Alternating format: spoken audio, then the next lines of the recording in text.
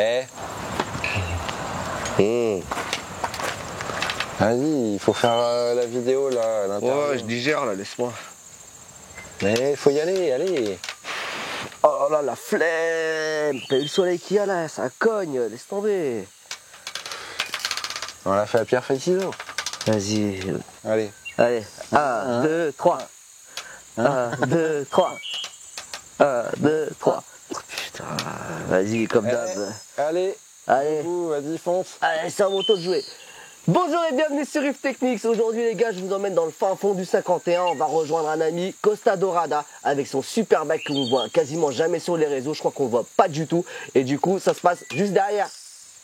C'est parti.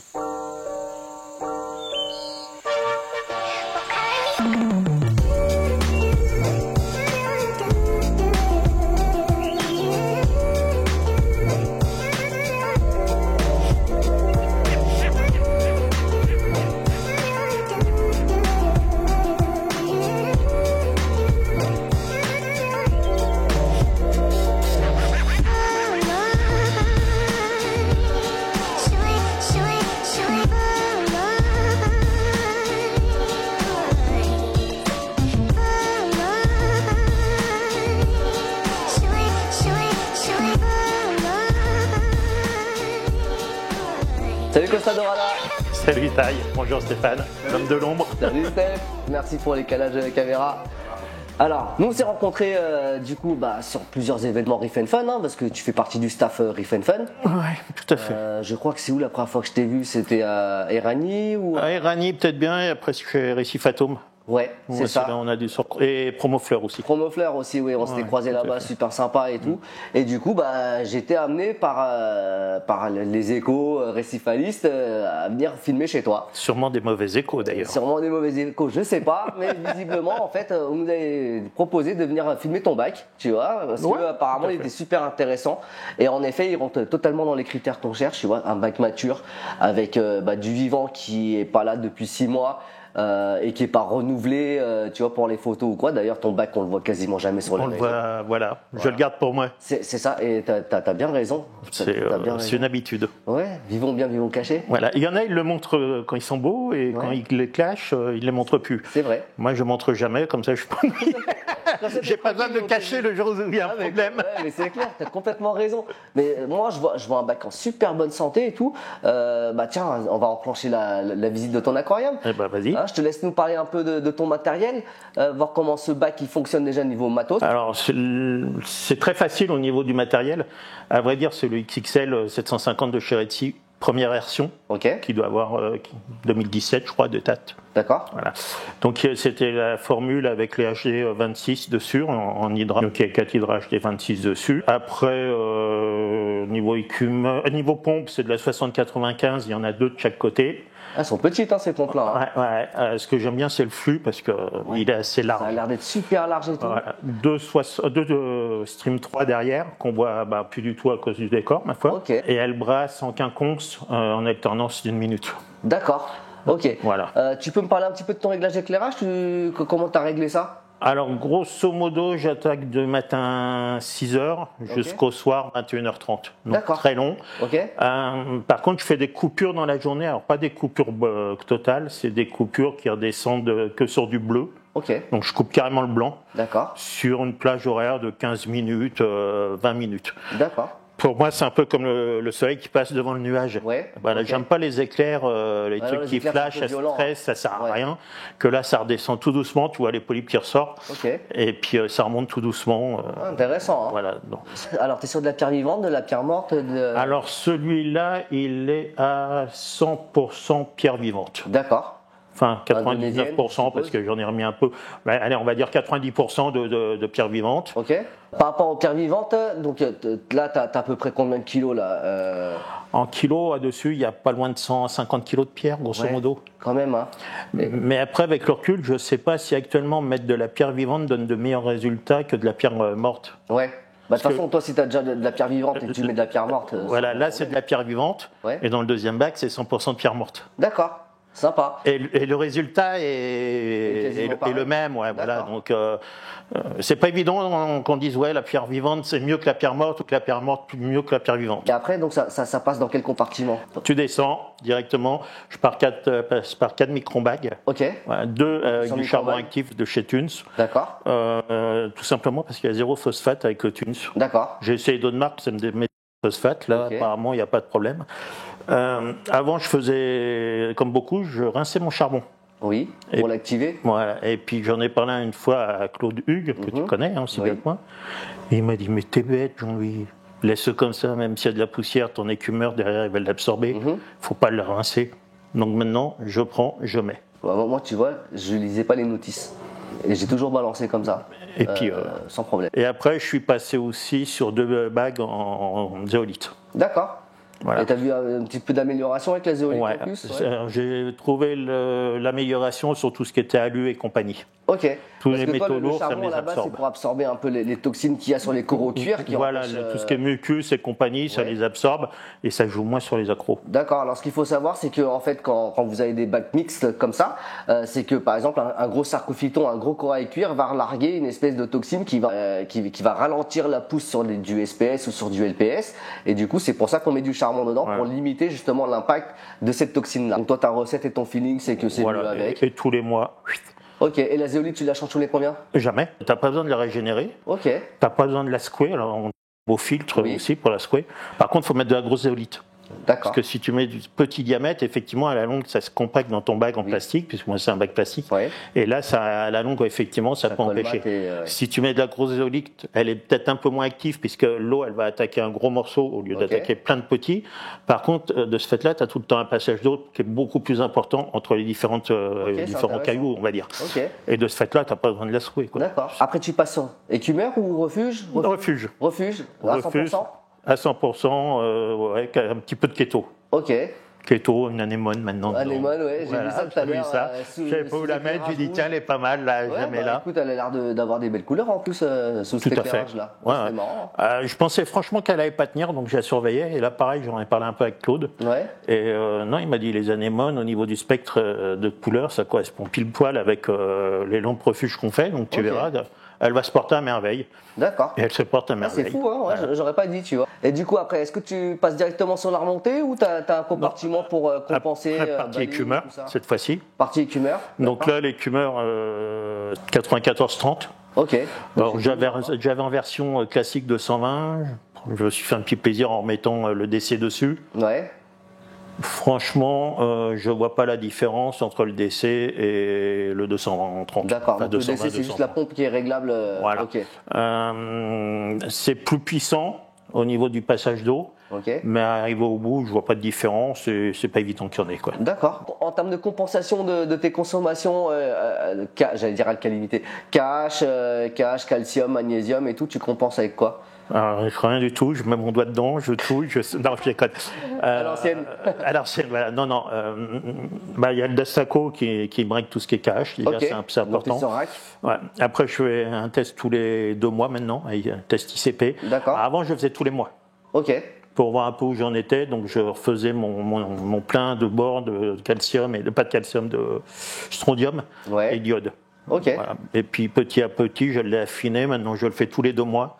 D'accord. Et maintenant, je sais qu'il faut que je mette toutes les semaines. Donc, j'ai ma seringue. 6 mois.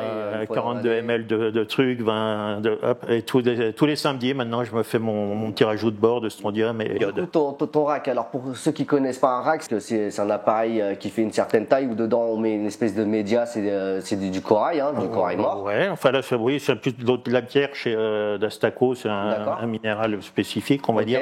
Et dedans, on fait passer une eau avec un pH super bas. Oui, acide, voilà, qui va le décomposer. Exactement. Ouais. Et qui va rebalancer en fait le calcium décomposé de justement des médias, qui va le rebalancer après dans l'eau. Oui, alors que sur ta Sako, tu as deux trucs. Tu as la première chambre où justement tu as le fait d'emporter du CO2 qui va t'attaquer la pierre avec le pH qui est bas, comme tu dis. Et après, tu as une chambre de dégazage. Il va te le ramener dans une deuxième chambre de dégagage qui, elle, va te remonter le pH en totalité et qui, après, repart dans ton bac. D'accord, super. Voilà, ça c'est la chose.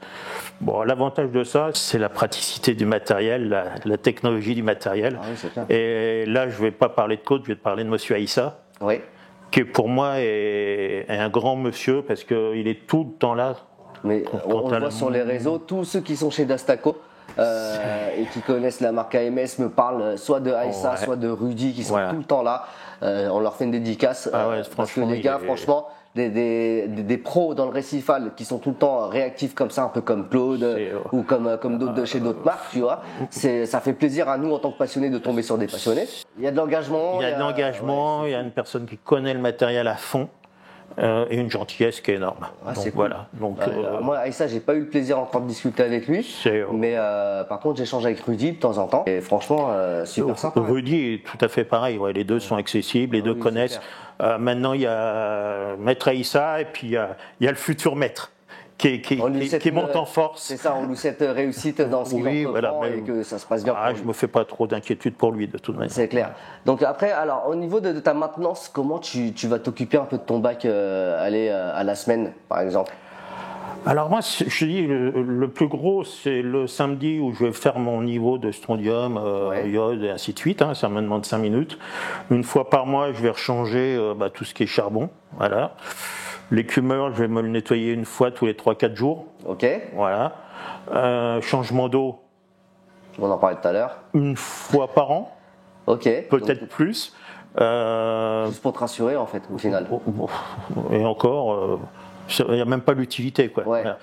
Après, alors, je fais. Attention à ceux qui vont se dire je vais balancer un aquarium d'eau de mer et je vais faire 0 changement d'eau parce que c'est quand même quelque chose de très contraignant. Ouais. Faites attention, on est quand même sur un aquarium où le propriétaire connaît très très bien ses animaux. Tu arrives à vraiment décoder. Il faut visualiser. Ouais. Voilà, il y a des années d'expérience derrière, avec un feeling. Je ne le conseillerais pas à tout le monde, on va dire. C'est ça. Et tu sais que tu n'as pas beaucoup de choses à exporter hors du bac. Donc du coup, les changements d'eau, tu peux soit ne pas en faire, soit en faire très peu. Voilà. Ne vous aventurez pas à vous dire je fais pas de changement d'eau juste comme ça parce que je l'ai entendu. C'est l'erreur à pas faire. Ça sera un clash à 90%. On va dire. C'est ça. Voilà, tout dépend du bac, tout dépend de comment. De toute manière, ce bac, quand tu regardes bien, il est à l'envers de ce qu'on nous dit de faire en général. D'accord. Moi, quand il est entièrement couvert, en général, on dit qu'il faut pas les couvrir. Oui, pour les échanges gazeux. Voilà. Moi, il est couvert. Moi, j'ai plutôt tendance à dire que les échanges gazeux se font par le biais de l'écumeur. Ouais, moi aussi, pour moi. Donc, alors moi, en plus, dans cette pièce-là, c'est simple. Si je le laisse ouvert, elle est trop bien isolée. Il n'y a pas assez d'air dedans. D'accord. Donc j'ai l'eau qui soigne sur les murs, c'est catastrophique, quoi. Donc de toute manière, je suis obligé de le faire comme ça. Après, j'ai mon arrivée d'air qui passe à travers le mur directement pour alimenter mon écumeur. Et puis après, moi j'ai un petit UV. Je n'ai pas mis le plus gros. Juste pour qu'il y ait une petite filtration au niveau de l'UV, que ça me vire certaines d'algues indésirables ou des trucs comme ça, quoi. Et c'est tout. D'accord, top. Franchement, l'installation elle est clean, on voit que vraiment les animaux, ça fait longtemps qu'ils sont là. C'est quoi ton corail le plus vieux? Un Discosoma, je crois, à l'intérieur, qui doit y être depuis 5 ans, 6 ans maintenant. D'accord, parce que ce bac-là, 2017, c'est ça, tu m'as dit? Alors le bac a commencé en 2010 et il a été refait en 2018. D'accord, et tu as commencé l'aquario quand? Oh, tu me vieillis. Dans les années 88. 88, d'accord. Où là, on était encore. Enfin, moi, personnellement, j'étais sur des filtres extérieurs, quoi. Oui. Filtres Eman extérieurs. Les canistères qui reviennent un peu à la mode en ce moment. Voilà. Et puis après, j'ai arrêté pendant là jusqu'à 2017, quoi. D'accord. Tu utilises quel sel? Royal Nature. Royal Nature, d'accord. Vous n'êtes pas beaucoup utilisé le sel Royal Nature? Non, alors moi, je trouve que c'est un sel qui correspond quand même bien à l'eau de mer, personnellement. Alors, il y en a qui le critiquent, il y en a qui ne le critiquent pas. Moi, j'aime bien le Royal Nature. Et en plus, comme je fais très peu de changements d'eau, j'en consomme très peu. Donc, du coup, tu peux te permettre de prendre du sel haut de gamme. Voilà. De toute manière, en récifage, je crois qu'il ne faut pas taper du bas de gamme, quoi. Ouais. De toute façon, autant la cuve, on s'en fout. Voilà. Autant les pompes de brassage, etc., tu peux toujours contourner. Autant la base, l'eau osmosée et le sel. C'est une obligation. L'eau osmosée, déjà, c'est une obligation, quoi. Par contre, je pense que beaucoup de récifalistes font la connerie de ne pas acheter un osmoseur de qualité et ils vont chercher l'euro à une jardinerie et n'importe quoi. Parce que l'osmoseur, il va leur coûter 150, 200 euros, par exemple. Et les gens préfèrent acheter l'aquarium à la place avant. Acheter des coraux qui vont crever.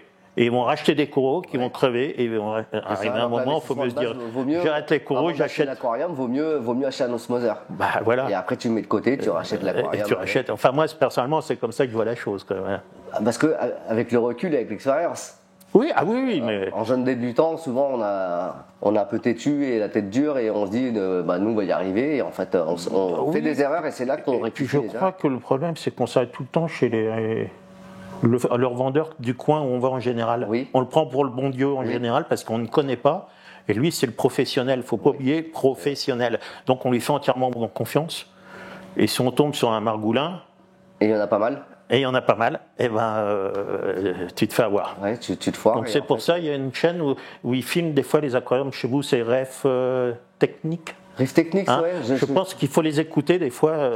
Ils donnent des bons conseils dessus. Enfin, c'est ce que je pense. Ça serait bien que les gens fassent. Si jamais vous connaissez pas Riff Techniques, vous en profitez, vous y êtes les gars. Il y a le petit bouton en bas là, juste en bas là. Si t'es sur l'ordinateur, t'as juste à cliquer dessus pour t'abonner. Voilà, c'est marqué abonné. Voilà. J'y connais rien moi. Si tu n'y es pas sur ton ordinateur et t'es sur smartphone, tu te remets à la verticale comme ça, tu vois, et t'as juste à appuyer abonnez-vous avec les cloches de notification activées, tu vois. Et après, si t'aimes bien la vidéo, tu mets un like, Ouais, on va pas parler du pouce vers le bas, mets un like, ça nous fera plaisir. Merci de vous abonner, merci de vous abonner chez eux. Voilà, votre groupe Riff Fun, il est plutôt bien géré et tout. Il y a pas trop de débordements. Les gens sont cool, ça porte bien son nom. Du riff et d'amusement. Chacun va où il veut, quoi. Je veux dire. Complètement, il y a assez de groupes pour que tout le monde s'y retrouve. Et je pense que des fois, c'est vrai qu'il faut poser des questions à des personnes comme ça, plutôt qu'à des professionnels qui ne sont pas spécialement professionnels. À défaut d'avoir un mentor pour te guider, tu as un groupe pour poser les bonnes questions et avoir beaucoup trop de réponses différentes peut-être, mais ça va te donner plutôt une idée de ce que tu vas faire derrière. Ouais. Donc moi, grosso modo, alors pourquoi je parle de ça, je suis libre d'esprit comme dit l'autre, mais quand j'ai mis le bac en route, j'ai fait complètement, comment qu'on pourrait dire... T'as enchaîné les galères. Ouais, j'ai enchaîné les galères, j'ai fait confiance à un premier magasin, 14 000 euros de matériel, j'ai tout rechangé dedans. 14 000 balles. Ouais. À part l'aquarium, j'ai rechangé les pompes, les racks, les emmerdes en permanence, les mauvais conseils, les biopellets qui se désindexent dans le bac. Enfin bon. D'accord. Voilà. Donc tu vas en voir un deuxième. Le deuxième vient, il te refait un reset en totalité. Okay. Et là, tu rebalances 2700 euros pour une remise en état et tu t'aperçois que tout continue à crever et que le mec, il en a rien à foutre. Alors que c'est un truc que tu aurais pu faire avec une bande de potes passionnés. Voilà.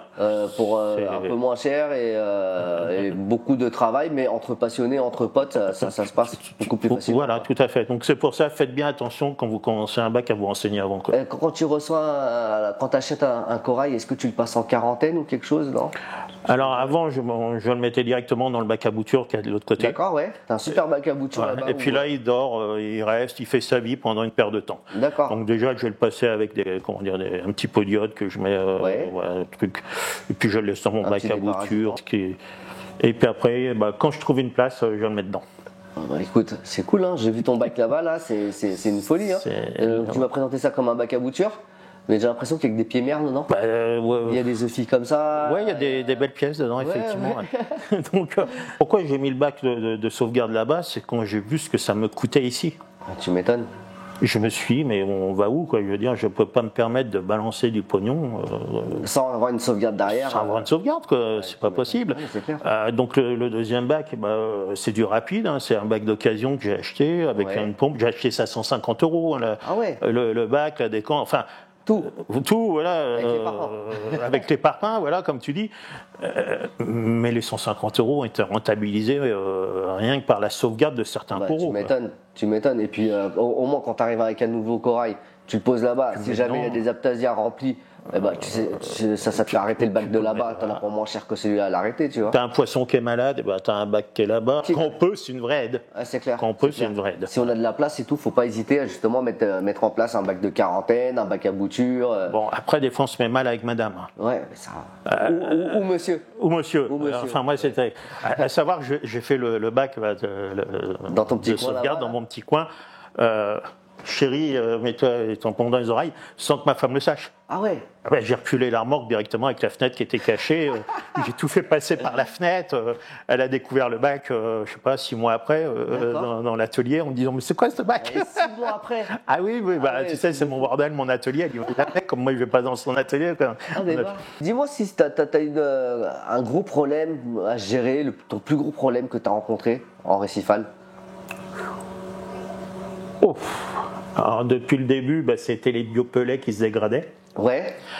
Donc, c'était le fameux premier magasin qui avait un pouvoir illimité niveau matériel, financier. Il fallait qu'il mette. Je lui ai fait confiance. Ouais. Et il m'a mis un rack à biopelets rouge.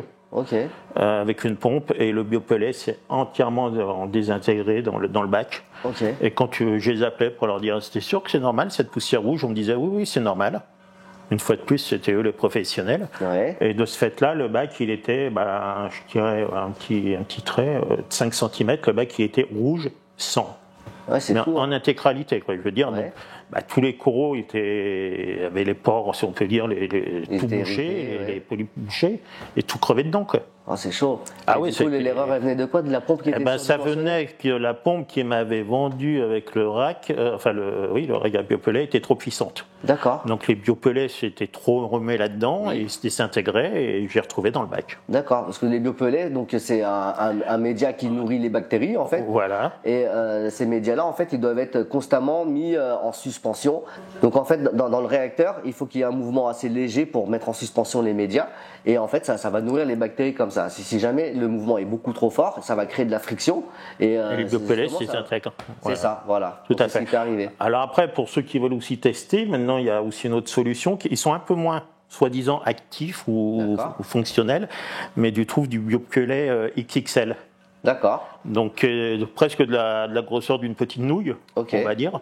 Mais là, tu le mets plus du tout dans un rack à biopelet, tu le mets dans un sac et tu le mets dans ta décante. D'accord. Alors tu le mets en général dans ta descente d'eau parce que c'est là où il y a le plus d'eau qui passe. Mais la friction n'est pas la même. D'accord. Voilà. Et ils sont un peu moins actifs. Après, tout dépend de ce que tu veux. T'aurais des conseils à apporter à un petit jeune qui arrive? Salut, je suis nouveau membre sur Riff & Fun. Contacte Taille, par exemple, il va te donner bons conseils. Et puis, déjà, se renseigner vraiment de plusieurs écoutes. Ouais.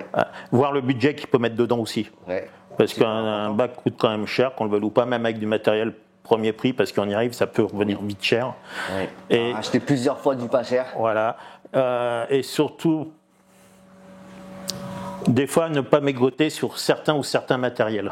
Voilà, parce que si tu mets un écumeur à 3 francs 6 sous, c'est écumérien, tu vas t'en apercevoir trop tard. Ouais.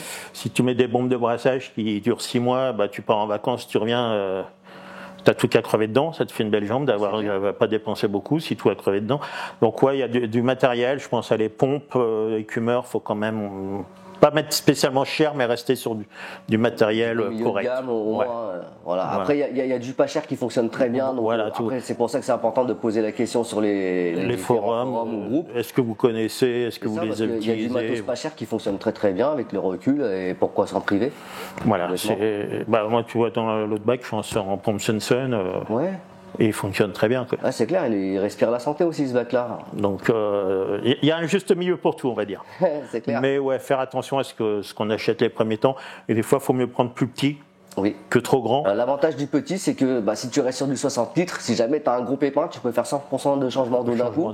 Et limite, tu règles ton problème comme ça. Moi, si je le fais, c'est la cuve de 1000 litres que j'emmène et que je reviens avec. C'est ça, et encore, tu n'es même pas à l'abri que justement dans tes pierres, il reste des conneries. Des conneries, voilà. Ouais. Donc, c'est vraiment bien écouter, aller sur les forums, se renseigner, ne pas s'arrêter à un seul magasin. Parler aussi avec les aquariophilistes, surtout. Et puis se dire que ce qui a marché chez un ne marche pas forcément C'est ça, comme copier-coller des réglages d'éclairage et tout. C'est une grosse connerie pour moi. Faut pas, parce que chaque bac est différent, les animaux sont disposés à hauteur différente, le brassage est différent. Donc, tout est différent. Moi, mes 2 bacs, j'ai la même maintenance, les 2 bacs sont différents. Je te remercie pour ton accueil. Ouais, on a eu un accueil de fou avec Stéphane. Là, vous ne voyez pas, mais on est en train de digérer à mort. Je vous invite à nous rejoindre sur Instagram, parce que sur Instagram, en fait, on poste beaucoup de choses que vous ne voyez pas sur YouTube. On est super actifs sur Instagram. Il y a Instagram aussi sur RFNFun. Tout à fait. Je suppose que c'est pas toi qui le gères. Non. Non. Moi, je gère le TikTok, c'est ça? Je suis l'homme de l'ombre, moi, comme j'ai tout le temps. Voilà. Je suis derrière. Moi, je ne gère rien. Comme disait Costa Dorada, vous pouvez m'envoyer des messages privés, il n'y a pas de problème. Par contre, voilà, je suis un peu lent à la détente parce que vous êtes super nombreux à envoyer des messages privés. Donc m'en voulez pas si ça met un peu de temps pour avoir une réponse. J'essaie de gérer au mieux entre les tournages, la vie de famille, le travail, etc. Donc voilà, je réponds quand je peux. Par contre, ce qui dure pas longtemps, c'est le truc qui s'appelle abonner, je crois. Abonner, ouais, ça c'est rapide. Puis t'as pas besoin de répondre tout de suite, ça se fait automatiquement. C'est exactement ça. Bah écoute, merci Costa pour le mot de la fin. Allez, on se retrouve sur la prochaine vidéo les copains. Merci à vous et on vous balance tout ça en images, en musique, etc. Comme d'habitude, restez avec nous.